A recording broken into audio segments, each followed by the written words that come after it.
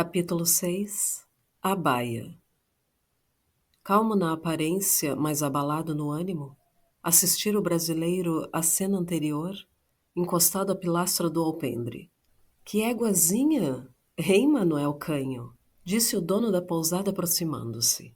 Respondeu o rio-grandense com um sorriso, levantando os ombros desdenhosamente. Não sabem levá-la.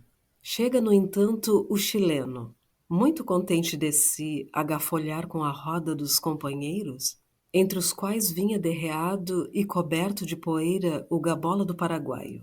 Manuel caminhou direto a Dom Romero. Tenho 10 moedas nesta guaiaca, disse ele erguendo a aba do ponche. Quer o senhor recebê-los pela égua? Por dinheiro algum havendo. Mas se tanto a cobiça o amigo, por que não a leva de graça? Basta montá-la, retorquiu o chileno com ironia. Então sustenta a aposta? Está entendido. Mande tocar o animal, Pérez, disse o brasileiro, voltando-se para o dono da locanda. Os outros olharam surpresos para Manuel Canho, embora não conhecesse qual a habilidade do brasileiro na gineta. Era tal a façanha que todos a uma duvidaram do bom resultado.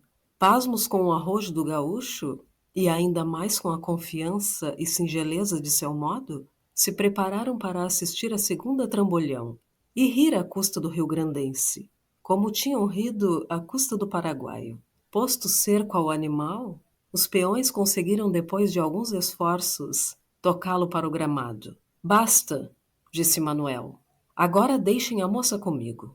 Tinha a baia parado a alguma distância e vibrava o olhar cintilante sobre a gente reunida então perto do alpendre, suspensa na ponta dos rijos cascos, longos e delgados, de cabeça levantada, cruzando a ponta das orelhas finas e canutadas, com o pelo eriçado e a cauda opulenta, a espalmar pelos rins, parecia o animal prestes a desferir a corrida veloz.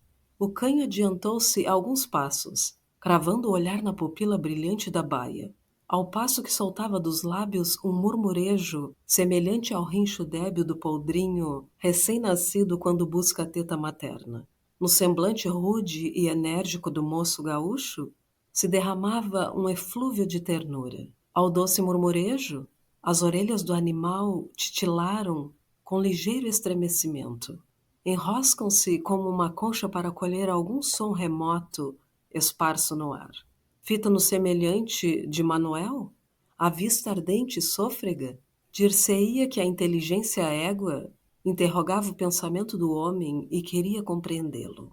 À medida que ela inalava o fluido magnético do olhar do gaúcho, uma expressão meiga e terna se refletia na pupila negra. Serenava braveza e cólera acesas na próxima luta. O pelo riçado ia veludando. As ranilhas de suspensas pousavam sobre a relva, enquanto os flancos clássicos, alongando-se, perdiam a torção dos músculos retraídos para o salto. Lentamente, a passo e passo, aproximou-se o gaúcho, até que pôde estender-lhe a mão sobre a espádua.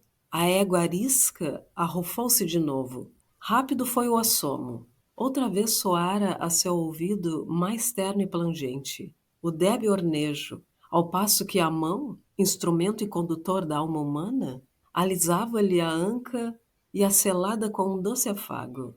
Estava o generoso bruto aplacado e calmo, mas ainda não rendido. Cingiu-lhe Manuel o colo garboso com um abraço de amigo e encostou-lhe na cabeça a face. Os olhos de ambos se embeberam uns nos outros e se condensaram em um mesmo raio, que fluía e refluía da pupila humana à pupila equina. Que palavras misteriosas balbuciavam os lábios do gaúcho ao ouvido do indômito animal, com a mão a titilar-lhe os seios e os olhos a se engolfarem no horizonte límpido por onde se dilatavam os pampas?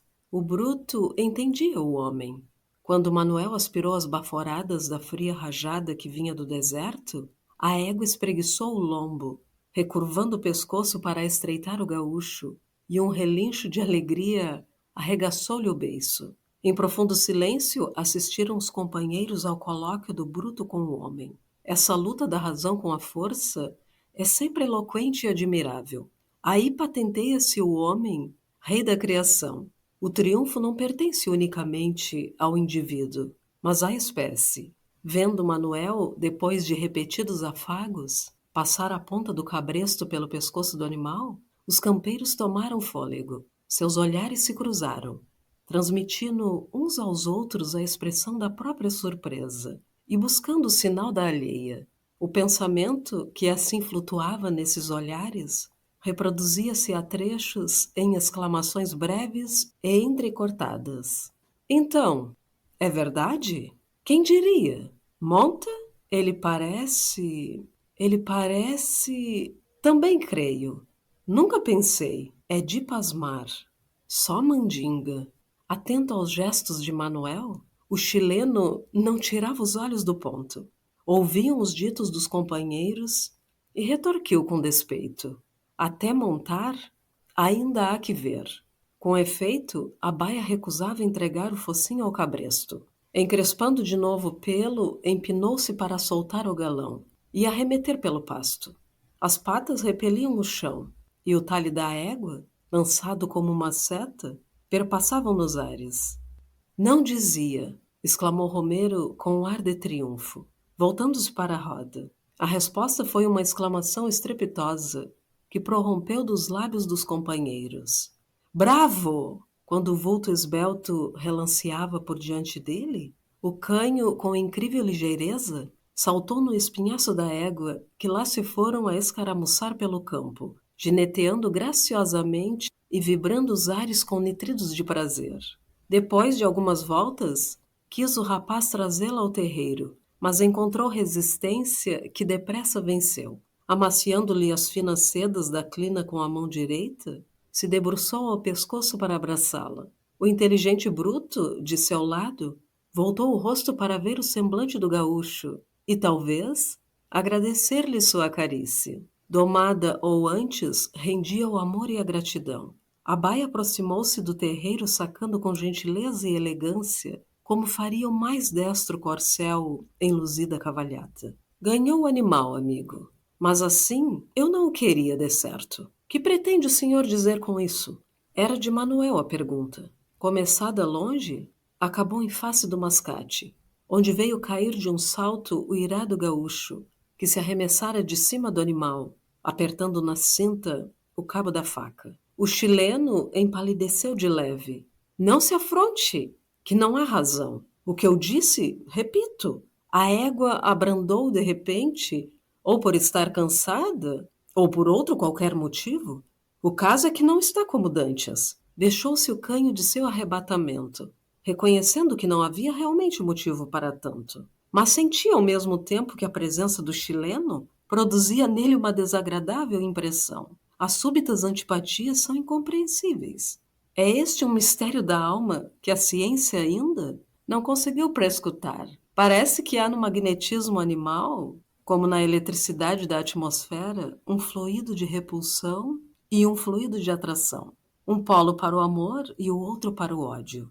Foi sem dúvida sob a influência deste último que uma aversão irresistível se estabeleceu logo do brasileiro para o chileno. Recente era o encontro. Manuel o tinha visto pela primeira vez há cerca de 1 hora.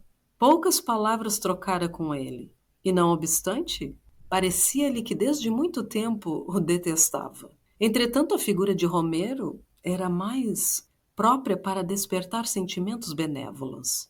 Mancebo de 25 anos, tinha um semblante prazenteiro. O negro bigode e a pera destacavam-se bem sobre uma tez alva e rosada. Era mediana a estatura, mas de um porte airoso, embora com excessivo donaire que afeta geralmente a raça espanhola. Trajava o mancebo com a garridice de cores muito apreciada pela gente da campanha. Lindo pala chileno, com listras de amarelo e escarlate, caía-lhe dos ombros até pouco abaixo da cintura. Pela abertura da gola de veludo com a abotoadura de ouro, via-se o peito da camisa de fina Irlanda. As botas eram de couro de vicunha, tão bem curtido que imitava a camurça. Trazia um chapéu de palha alvo com o linho de que parecia tecido. Esse primor lhe havia custado 8 onças em Santiago.